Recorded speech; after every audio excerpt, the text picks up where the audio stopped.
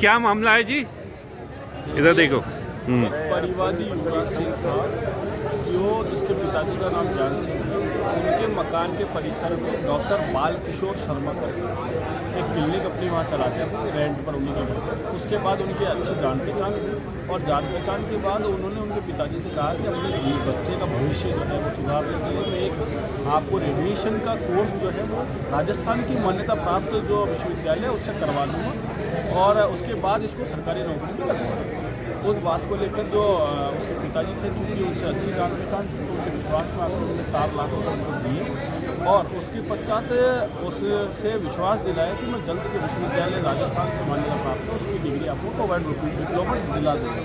परंतु बार बार पूछने के बाद भी जब उन्होंने वो डिप्लोमा नहीं दिलाया तो जब वापस जो परिवादी और उसके पिता उसके पास गए तो उन्होंने तब ये बात कही कि जो चयन जो प्रक्रिया है उसमें अभी आपके बच्चे का चयन नहीं हुआ है। आप अगर चाहो तो बच्चा और आपकी जो बच्ची है उन दोनों का ही एक साथ ही कोर्स में करवाकर आपको दे दूँगा। उस बात को जब उसके पिताजी ने माना और उसके जो बहन थी उसके जो पति के माध्यम से भी कुछ पैसों का ट्रांजैक्शन हुआ। उसके बाद लगातार उससे पूछताछ के दौरान जब उसने डिग्री नहीं दी तो उसने थाने में शिकायत की बात कही तो उससे वह घबरा गया और विश्वास जो है वो अपनी पैड जमाने के लिए एक इकरारनामा किया और उस इकरारनामे में समस्त राशियों का हवाला दिया और ये भी कहा कि मैं जल्द से जल्द 2 माह के भीतर आपको जो विश्वविद्यालय की डिप्लोमा है वो प्रोवाइड करा दूँ।